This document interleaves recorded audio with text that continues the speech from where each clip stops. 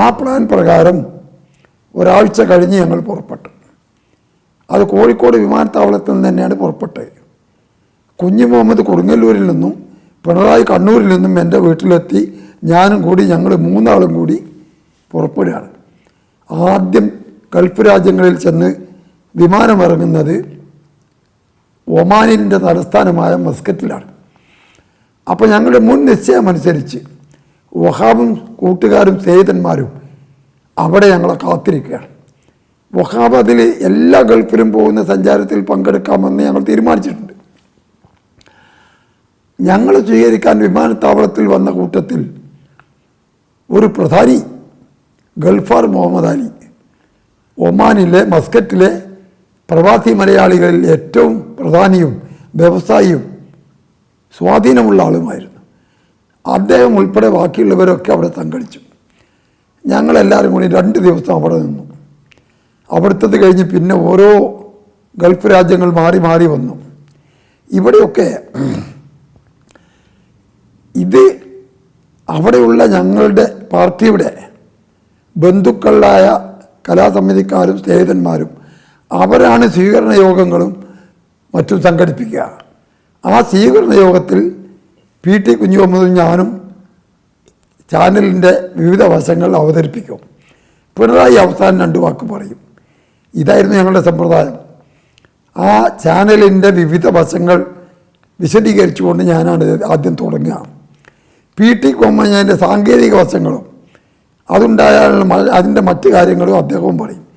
ഇത് വേറിട്ടൊരു ചാനലാണെന്ന് അദ്ദേഹം സമർത്ഥിക്കും.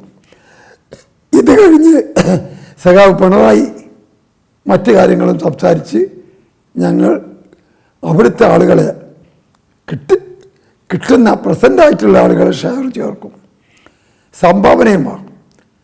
അങ്ങനെ ഈ സംഘം 22 ദിവസം എല്ലാ ഗൾഫ് നാടുകളും സഞ്ചരിച്ച് അവസാനം UAE എത്തിച്ചേർന്നു.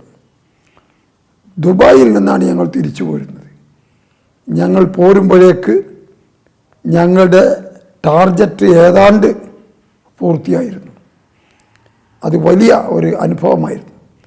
സംസ്ഥാനത്ത് നിന്നും ചങ്ങാക്കൾക്കടയിൽ നിന്നും ഞങ്ങൾ ഉണ്ടാക്കിയതും ഇവിടുന്ന് കിട്ടിയ ഓഫറും ഷെയറും എല്ലാം കൂടി കൂട്ടിച്ചേർത്താൽ കൈരളി ചാനലിൻ്റെ തുടക്കം കുറിക്കാനായി. അങ്ങനെ ഞങ്ങൾ മടങ്ങി വന്ന് എല്ലാ സജ്ജീകരണവും സംവിധാനങ്ങളും ഉണ്ടാക്കി നമ്മുടെ സിനിമാ നടൻ മമ്മൂട്ടിയുടെ നേതൃത്വത്തിൽ കമ്മിറ്റി രൂപീകരിച്ചു. ആ കമ്മിറ്റിയിലെ ഒരു മെമ്പറായിട്ട്, ഒരു ഡയറക്ടറായിട്ട് വഹാബിനെയാണ് ഞങ്ങൾ നിയോഗിച്ചത്. വഹാബിനോട് ആദ്യം വിളിച്ച് പറഞ്ഞപ്പോൾ അത് സമ്മതിച്ചില്ല. അപ്പോൾ പിണറായി എന്നെ വിളിച്ച് വഹാബിനെ കണ്ട് സംസാരിച്ച് ഉറപ്പിക്കാൻ പറഞ്ഞു. അങ്ങനെ കണ്ട് സംസാരിച്ച് ഉറപ്പിച്ചു. അങ്ങനെ ആദ്യത്തെ കമ്മിറ്റി നിലവിൽ വന്നു. ചിങ്ങമാസം 1-ാം തീയതി തിരുവനന്തപുരത്തെ ചന്ദ്രശേഖരൻ നായർ സ്റ്റേഡിയത്തിൽ വൈകുന്നേരം 4 മണിക്ക് നിറഞ്ഞ സദസ്സ്, സ്റ്റേഡിയം നിറച്ച് നിൽക്കുന്ന ആ സദസ്സിന് മുമ്പിൽ കൈരളി ചാനൽ ഉദ്ഘാടനം ചെയ്യപ്പെട്ടു. ആ കൈരളി ചാനൽ ഇന്ന് മറ്റെല്ലാ ചാനലുകളെ പോലെയും ശക്തമായി നല്ല നിലയ്ക്ക് അതിൻ്റെ കാര്യങ്ങൾ മുമ്പോട്ട് കൊണ്ടുപോകുന്നുണ്ട്. ഞങ്ങൾ ദേശാഭിമാനിക്കും ചിന്തക്കും കൊടുക്കുന്ന അതേ പ്രാധാന്യവും ബഹുമാനവും ഈ കൈരളി ചാനലിനും നൽകുന്നുണ്ട്. കഴിവിൻ്റെ പരമാവധി ഞങ്ങളൊക്കെ അതിൽ ബന്ധപ്പെടും, പ്രവർത്തിക്കുകയും ചെയ്യും. ഈ ചാനൽ, വാർത്താ ചാനലും കലാസാഹിത്യ രംഗത്ത് സ്വാധീനം ചെലുത്തുന്ന സംവിധാനങ്ങളും ഒക്കെ ഉണ്ടായി. ആ കൂട്ടത്തിൽ ഒരു മാപ്പിള കലാസാഹിത്യത്തിൽ നടന്നു കഴിഞ്ഞ പാട്ടുകളും കലാപരിപാടികളും പ്രദർശിപ്പിക്കുന്ന ഒരു ചാനൽ, അതിന് പട്ടുറുമാൽ എന്നായിരുന്നു പേര്. അതുവരെ ഒരു ചാനലിലും ആ ഒരു ഐറ്റം ഉണ്ടായിട്ടില്ല.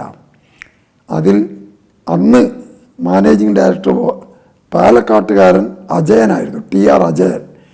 അജയൻ ഇതിൻ്റെ ഒരു ഉദ്യോഗസ്ഥനെ വിളിച്ച്, ഞാൻ എഴുതിയ ഒരു പുസ്തകമുണ്ട്, മാപ്പിളപ്പാട്ടിൻ്റെ മാധുര്യം, ആ പുസ്തകം എടുത്ത് കയ്യിൽ കൊടുത്തിട്ട് പറഞ്ഞു, നിങ്ങൾ മഞ്ചേരി പോയി അദ്ദേഹവുമായി സംസാരിച്ച് മാപ്പിളപ്പാട്ട് അവതരിപ്പിക്കുന്ന സംവിധാനം എങ്ങനെയാണെന്ന് തീരുമാനമെടുത്തിട്ട് വരണം.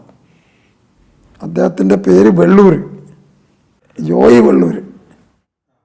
അദ്ദേഹം വന്ന് എന്നോട് സംസാരിച്ചു. ഞാൻ പറഞ്ഞു ഞാൻ ഒറ്റയ്ക്ക് പോരാ, മാപ്പിളപ്പാട്ട് ഗായകനായിട്ടുള്ള VM കുട്ടി വേണം, സംവിധായകനായിട്ടുള്ള ഒരു മെമ്പറുണ്ട്, അങ്ങനെ അദ്ദേഹം വേണം, എല്ലാവരെയും വിളിച്ചു കൂട്ടി ഞങ്ങൾ ചർച്ച ചെയ്തു.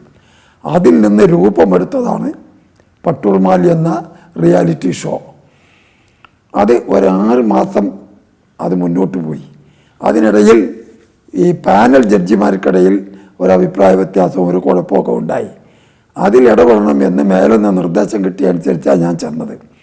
അത് പറഞ്ഞു തീർത്ത് അവസാനിപ്പിച്ചപ്പോൾ ആ പാനൽ ജഡ്ജിമാരുടെ കൂട്ടത്തിൽ ഒരാളായി ഞാൻ തന്നെ വരണമെന്ന് ജ്യോതി വള്ളൂർ പ്രൊഡ്യൂസർ തീരുമാനമെടുത്തു. അദ്ദേഹം പറഞ്ഞു നിങ്ങൾ വരണം. അങ്ങനെയാണ് ഞാനും അതിൽ ഒരു പാനൽ ജഡ്ജിയായിട്ട് ചേർന്നത്. അങ്ങനെ 4 കൊല്ലത്തോളം ഞാനതിൽ ജഡ്ജിയായിട്ടുണ്ടായി. പട്ടൂർമാൽ പ്രശസ്തമായ ഒരു സംഗതിയായി മാറി. അതിൽ ട്രഡീഷണലായിട്ടുള്ള പരമ്പരാഗത ശൈലിയിലുള്ള മാപ്പിളപ്പാട്ടുകൾ തനത് ശൈലിയിൽ അവതരിപ്പിക്കുകയും മത്സരം നടത്തുകയും ചെയ്ത് അതിലെ വിജയികളെ തീരുമാനിക്കുന്നതിൽ അതുമായി ബന്ധപ്പെട്ട ആളുകളെയൊക്കെ അണിനിരത്തി നല്ലതായിട്ട് നടന്നായാണെന്നുള്ളതിന് തെളിവായിരുന്നു ഇത് കണ്ട് എല്ലാ ചാനലുകാരും തുടങ്ങി, മുഴുവൻ ചാനലിലും. അങ്ങനെ കുറേ കാലം കഴിഞ്ഞു.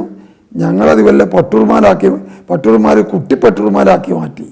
കുട്ടികളുടെ ഒരു കളിയായപ്പോൾ ഞാനൊക്കെ ഒഴിഞ്ഞു. അതങ്ങനെ മുന്നോട്ട് പോയി. പിണറായി വിജയൻ്റെ നേതൃത്വത്തിൽ പാർട്ടി അതിശക്തമായി മുന്നോട്ട് നീങ്ങി. പല അസ്വാരസ്യങ്ങളും അപഥസഞ്ചാരങ്ങളും അതെല്ലാം ശരിയാക്കി കുറ്റമറ്റ ഒരു പാർട്ടിയാക്കി സുശക്തമാക്കി വളർത്തുന്നതിൽ പിണറായി വിജയൻ വഹിച്ച പങ്ക് നിസ്തുലമായിരുന്നു. അതിന്നും ആ നിലക്ക് തന്നെയാണ്. അദ്ദേഹം സ്നേഹത്തിൽ, സൗഹാർദ്ദത്തിൽ, അദ്ദേഹത്തിൻ്റെ ആ സ്ഥാനത്തിരിക്കുന്ന അതിൻ്റെ പ്രൗഢിയിൽ എല്ലാം അഗ്രഗണ്യനാണ്. ആ നിലയിൽ പാർട്ടി സുശക്തമായി വളർന്നു വന്നു. 2001 തെരഞ്ഞെടുപ്പിലേക്ക് പോയി. ഞാൻ അവിടെ തന്നെ ബേപ്പൂരിൽ തന്നെ 3 തവണ മത്സരിച്ചു. ഒരു പ്രാവശ്യം നിലമ്പൂർ 4 കഴിഞ്ഞു. അപ്പം ഞാൻ മത്സരിക്കണ്ട എന്ന് ഞാനും പാർട്ടിയും തീരുമാനിച്ചു. അങ്ങനെ മത്സര രംഗത്തു നിന്ന് ഒഴിഞ്ഞു നിന്ന് ഞാൻ വീട്ടിലിരിക്കുകയാണ്. അപ്പോഴാണ് ഒരു ദിവസം രാവിലെ കേന്ദ്ര കമ്മിറ്റി മെമ്പറും സംസ്ഥാന സെക്രട്ടേറിയറ്റ് മെമ്പറുമായ സഖാവ് പാലുളി മുഹമ്മദ് കുട്ടി എന്നെ വിളിച്ചിട്ട് പറഞ്ഞു, ഞങ്ങൾ പൊന്നാനിയിൽ, അദ്ദേഹമാണ് അതിന് മുമ്പ് മത്സരിച്ചിരുന്നത്, അദ്ദേഹം നിൽക്കേണ്ട, അവിടെ TK ഹംസ പോയി മത്സരിക്കണമെന്ന് തീരുമാനിച്ചിട്ടുണ്ട്, നിങ്ങളത് ചെയ്യണം. അപ്പം പാർട്ടിയുടെ ഒരു തീരുമാനം ഉത്തരവാദിത്വ ബോധത്തോടു കൂടി ഞാൻ ഏറ്റെടുത്തു. ഞാൻ മുമ്പ് മത്സരിക്കാത്ത, അങ്ങനെ നേരിട്ട് ബന്ധപ്പെടാത്ത ഒരു പ്രദേശമായ പൊന്നാനിയിൽ 2001 സ്ഥാനാർത്ഥിയായിട്ട് ഞാൻ ചെല്ലുന്നു. അവിടെ പഴയ ഗംഗാധരൻ്റെയും കരുണാകരൻ്റെയും കളി അവിടെയും വന്നു. കരുണാകരന് പല കാലത്തും വിജയിക്കുക BJPൻ്റെ പിന്തുണയോട് കൂടിയാണ്. ഈ സമയത്തും എന്നെ എതിർക്കാൻ MP ഗംഗാധരനാണ് വന്നത് കോൺഗ്രസ് സ്ഥാനാർത്ഥിയായിട്ട്. വേറെ ആര് വന്നാലും ഞാൻ ജയിക്കും. ഗംഗാധരനുള്ള പ്രത്യേകത എന്താ? അദ്ദേഹത്തിന് BJPൻ്റെ പിന്തുണ കിട്ടും. മാത്രമല്ല BJP സ്ഥാനാർത്ഥിയെ ലീഗും കോൺഗ്രസും സഹായിച്ച് ബേപ്പൂരിൽ എന്നെ എതിർത്തിട്ട് അത് അതിജീവിച്ച് ജയിച്ചു വന്ന ഒരാളാണ് ഞാൻ. അപ്പോൾ അതിലൊന്ന് പകരം വീട്ടണം എന്ന് BJPക്കും ഒരാഗ്രഹം. അതിന് പറ്റുന്നൊരു സ്ഥാനാർത്ഥി ഗംഗാധരനെയും കിട്ടി. ചുരുക്കം പറഞ്ഞാൽ ആ തെരഞ്ഞെടുപ്പിൽ 6000 വോട്ടിന് ഞാൻ പരാജയപ്പെട്ടു. അത് കഴിഞ്ഞ് ഞാൻ രാഷ്ട്രീയ പാർട്ടി രംഗത്ത് പ്രവർത്തിച്ചു തുടങ്ങി. ഒരു കൊല്ലം കഴിഞ്ഞു.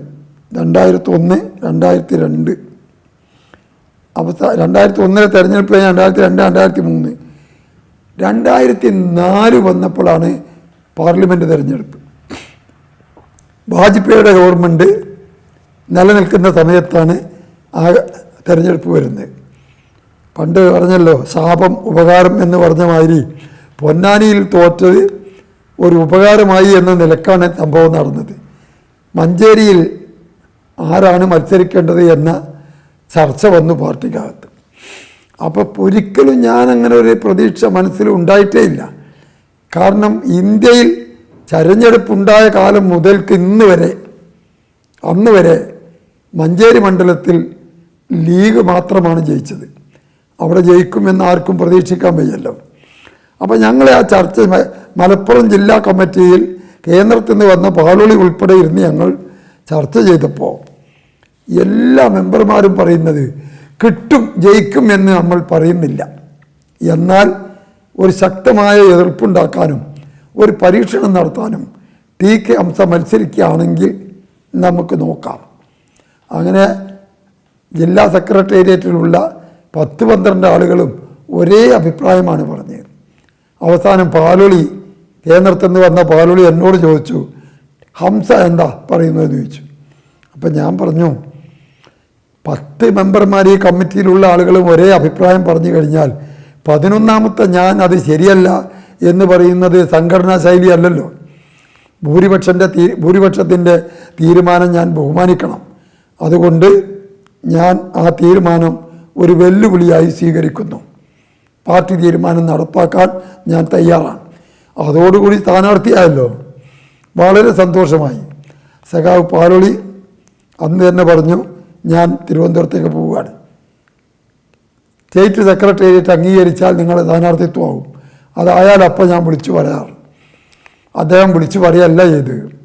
തിരുവനന്തപുരത്തെത്തി സ്റ്റേറ്റ് സെക്രട്ടേറിയറ്റ് ഇത് അംഗീകരിച്ചതിന് ശേഷം അവിടുന്ന് ഫോൺ ചെയ്ത് പറഞ്ഞു, ഞാനിവിടുന്ന് രാവിലെ പുറപ്പെടും, വൈകുന്നേരം അവിടെ എത്തും, മറ്റന്നാൾ രാവിലെ 10 മണിക്ക് അടിയന്തര സെക്രട്ടേറിയറ്റ് ജില്ലാ കമ്മിറ്റി വിളിക്കാൻ. അത് വിളിച്ചു. ചെന്ന് നോക്കുമ്പോൾ ടി.കെ. ഹംസയുടെ പാർലമെൻറ്റ് സ്ഥാനാർത്ഥിത്വം പാർട്ടി സെക്രട്ടേറിയറ്റ് അംഗീകരിച്ചിരിക്കുന്നു എന്ന വിവരം അറിയിക്കാനാണ്. അപ്പം ഞാൻ അന്നും പറഞ്ഞില്ല. ഞാൻ പറഞ്ഞു, എന്നാൽ ഔദ്യോഗികമായ സ്ഥാനാർത്ഥി ലിസ്റ്റും പ്രഖ്യാപനവും പിന്നെയാണല്ലോ വരിക, അതിൻ്റെ ഇടയ്ക്ക് ഞാൻ ജോലി തുടങ്ങിക്കോട്ടെ എന്ന് ചോദിച്ചു. പാലോളി പറഞ്ഞു, നിങ്ങൾക്ക് തുടങ്ങാം, ഇനി വേറൊന്നും ആലോചിക്കാനില്ല. ഞാൻ അതോടുകൂടി ഇറങ്ങി. ഒരു പുതിയ യുഗം സൃഷ്ടിക്കാനുള്ള പോരാട്ടം.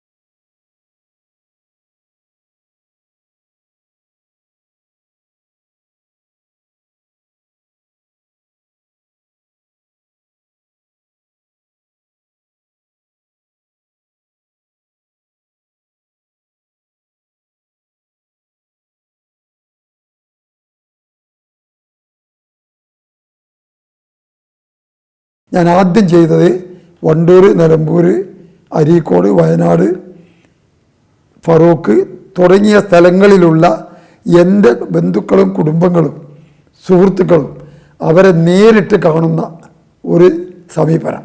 ഒരു തെരഞ്ഞെടുപ്പിലും അങ്ങനെ സാധിക്കൂല. ഇത് നല്ല സമയമുണ്ടായിരുന്നു, 1 മാസം ഉണ്ടായിരുന്നു പ്രവർത്തിക്കാൻ. കാറെടുത്ത് ഒറ്റയ്ക്ക് നടന്ന് ഇവരൊക്കെ കണ്ടു. പിന്നെ ഞാൻ കണ്ടത് എൻ്റെ ഒരുമിച്ച് കഥ പറഞ്ഞവർ, ഫുട്ബോൾ കളിച്ചവർ, ഒപ്പം പഠിച്ചവർ, കളിച്ചവർ, ഈ സൗഹൃദ വലയത്തിനകത്തേക്ക് ഞാൻ കടന്നു. പാർട്ടി നോക്കാതെ മുഴുവൻ ആളുകളെയും കണ്ടു. അങ്ങനെ നടന്നു വന്നപ്പോൾ എനിക്ക് വല്ലാത്തൊരു കോൺഫിഡൻസ് ഉണ്ടായി. പിന്നെ അന്നത്തെ ഒരു രാഷ്ട്രീയ സാഹചര്യവും ഇടതുപക്ഷത്തിന് കുറച്ച് അനുകൂലമാണ്. സ്ഥാനാർത്ഥിയായി ലീഗുകാർ പ്രഖ്യാപിച്ച മജീദ് ലീഗുകാർക്ക് തന്നെ പൂർണ്ണമായി ഒരു ഇഷ്ടപ്പെടാത്ത സ്ഥിതി അന്ന് കാണാമായിരുന്നു. ഇതിൻ്റെയൊക്കെ പുറമെ ഇടതുപക്ഷത്തിൻ്റെ അന്നത്തെ ഒരു നല്ല നയം, അത് പ്രസ്താവന വന്നപ്പോൾ വലിയ വ്യത്യാസമുണ്ടായി. എന്താ പറഞ്ഞ്, വാജ്പേയിയാണ് പ്രധാനമന്ത്രി, അയാളെ മാറ്റാനാണ് ഈ തെരഞ്ഞെടുപ്പ്. വാജ്പേയിയെ മാറ്റി BJP അധികാരത്തിൽ വരാതിരിക്കാൻ എന്ത് നിലപാടും സ്വീകരിക്കാൻ ഇടതുപക്ഷം തീരുമാനിച്ചിരിക്കുന്നു. അവരധികാരത്തിൽ വരാതിരിക്കാൻ കോൺഗ്രസിനെ സഹായിക്കേണ്ടി വന്നാൽ അത് ചെയ്യാനും ഞങ്ങൾ തയ്യാറാണ്. ഇത് കേട്ടപ്പോൾ മലപ്പുറം ജില്ലയിൽ, പ്രത്യേകിച്ച് മഞ്ചേരിയിലോ കോൺഗ്രസ്സുകാരുടെ ഇടയിൽ വലിയൊരു സംസാരം നടന്നു. ഇടതുപക്ഷം ജയിച്ചാലും കോൺഗ്രസിനാണ് പിന്തുണ, ലീഗ് ജയിച്ചാലും കോൺഗ്രസിനാണ് പിന്തുണ. കോൺഗ്രസിന് പിന്തുണ തരാൻ മജീദിനേക്കാൾ നല്ലത് ഹംസക്കാണ്. അതുകൊണ്ട് ഒരു വലിയ വിഭാഗം കോൺഗ്രസ്സുകാർ, ലീഗിൻ്റെ വിരോധികൾ, എൻ്റെ സ്നേഹിതന്മാർ ഇവരെല്ലാം കൂടി പിന്തുണക്കുന്നു എന്ന് എനിക്ക് ബോധ്യമായി. മാത്രമല്ല ലീഗിൻ്റെ മതപരമായ സംഘടനാ ശക്തിയും അവരുടെ മോശമായ പെരുമാറ്റവും ഉപയോഗിച്ചുകൊണ്ട് മറ്റ് ചില മതസംഘടനകളെ അവർ ആക്ഷേപിക്കുകയും അതിക്രമിക്കുകയും ഒക്കെ ചെയ്തിരുന്നു.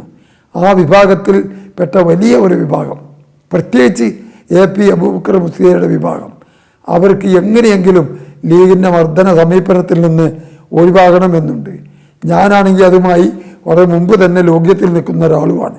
അങ്ങനെ AP വിഭാഗത്തിൻ്റെ പ്രത്യേകിച്ച് ബഹുമാന്യനായ അബൂബക്കർ മുസ്ലിയാരുടെ വലിയ സഹായവും പിന്തുണയും എനിക്ക് കിട്ടുകയും ചെയ്തു. ഇതെല്ലാം കൂടിയപ്പോൾ അങ്ങോട്ട് ജയിച്ചു. വോട്ടെണ്ണിയപ്പോൾ ഒരിക്കലും പ്രതീക്ഷിക്കാത്ത അനുഭവമാണ് ഉണ്ടായത്. ജയിക്കാനുള്ള സാധ്യത നോക്കി ഞാൻ മലപ്പുറത്താണ് വോട്ടെണ്ണുന്നത്. ഞാൻ മഞ്ചേരിയിൽ എൻ്റെ വീട്ടിൽ തന്നെയായിരുന്നു. കുറേ കഴിഞ്ഞപ്പോൾ ആദ്യത്തെ റൗണ്ടിൽ നമ്മൾ പിന്നിലായിരുന്നു, രണ്ടാമത്തെ റൗണ്ടിൽ സമമായി, പിന്നെ ഒരിക്കലും പുറകോട്ട് പോന്നിട്ടില്ല. എല്ലാ അസംബ്ലി മണ്ഡലങ്ങളിലും മുന്നോട്ട് തന്നെ. അപ്പോൾ അവിടുന്ന് ആളുകൾ വിളിച്ചു പറഞ്ഞു, നിങ്ങൾ വരീൻ. ഒരു 12, 1 മണിയായപ്പോൾ ഞാൻ മഞ്ചേരിയിൽ നിന്ന് പുറപ്പെട്ട് മലപ്പുറത്ത് ചെന്നു. അവിടെ എത്തിയപ്പോഴേക്കും തെരഞ്ഞെടുപ്പ് പൂർണ്ണമായി ഡിക്ലെയർ ചെയ്യുന്നിടത്തെത്തി. 48,500 വോട്ടിന് ഞാൻ ജയിച്ചതായി റിട്ടേണിംഗ് ഓഫീസർ കലക്ടർ പ്രഖ്യാപിച്ചു. അത് മലപ്പുറം ജില്ലയുടെ ചരിത്രത്തിലെ ഒരു വലിയ സംഭവമായിരുന്നു അത്. അതോടുകൂടി വല്ലാത്തൊരു മുന്നേറ്റം. മണ്ഡലത്തിൽ മുഴുവൻ നടന്ന സ്വീകരണവും ആവേശഭരിതമായ അംഗീകാരം കണ്ട് അങ്ങേയറ്റം സന്തോഷമായി ജയിച്ച് ഡൽഹിയിലേക്ക് ചെന്നു. ഈ തെരഞ്ഞെടുപ്പ് അടുത്തപ്പോഴേക്കും ഉണ്ടായ ഒരു സംഭവം, നമ്മളെ പഴയ സുഹൃത്ത് അബ്ദുൽ വഹാബ് മുസ്ലിം ലീഗുമായി ചേരുകയും അവരുടെ നോമിനിയായിട്ട് രാജ്യസഭാ മെമ്പറായി തിരഞ്ഞെടുക്കപ്പെടുകയും ചെയ്തു. എന്നാൽ ഞങ്ങളുടെ ലോക്യത്തിനും ബന്ധത്തിനും ഒരു കുറവുണ്ടായിരുന്നില്ല. എൻ്റെ തെരഞ്ഞെടുപ്പിൽ ഒരു പകുതി ആയപ്പോഴേക്ക് ഞാൻ ജയിക്കുമെന്നുള്ള ബോധ്യം എനിക്കുണ്ടായി. ആ വിവരം ഞാൻ സഖാവ് പിണറായി വിജയന് റിപ്പോർട്ട് ചെയ്യുകയും ചെയ്തു. ഈ ഒരു ധൈര്യത്തിൽ വഹാബിനെ കണ്ടപ്പോൾ ഞാൻ പറഞ്ഞു, വഹാബെ ഞാനും വരുന്നുണ്ട്, നിങ്ങളിപ്പോൾ എവിടെയാണ് താമസം എന്ന് ചോദിച്ചു. അദ്ദേഹം കേരള ഹൗസിലാണെന്ന് പറഞ്ഞു. എന്നാൽ അതിൻ്റെ അടുത്ത റൂം എനിക്കും നിങ്ങൾ പറഞ്ഞു വെക്കണം, ഞാൻ ജയിക്കാൻ പോവുകയാണ്. ആദ്യം കേരള ഹൗസിൽ വന്നിട്ട് പിന്നെയാണ് അലോട്ട്മെൻറ്റ് കിട്ടിയ ബംഗ്ലാവിലേക്ക് മാറുക. അത് തമാശ പറഞ്ഞപ്പോൾ അദ്ദേഹം പറഞ്ഞു, അതൊക്കെ നിങ്ങളുടെ ഒരു കമ്പം പറയല്ലേ, അതൊന്നും നടക്കാൻ പോകുന്നില്ല, മഞ്ചേരി പാർലമെൻറ്റിൽ നിന്ന് നിങ്ങൾ ജയിക്കുക എന്ന് തമാശ ഞങ്ങളെ രണ്ടാളും അങ്ങോട്ടും ഇങ്ങോട്ടും പറഞ്ഞു. എന്തായിരുന്നാലും നമുക്ക് നോക്കാമെന്ന് പറഞ്ഞു. തിരഞ്ഞെടുപ്പ് കഴിഞ്ഞ് ജയിച്ച് ഞാൻ നേരെ ഡൽഹിയിലേക്ക് ചെന്നു. കേരള ഹൗസിൽ പോയി.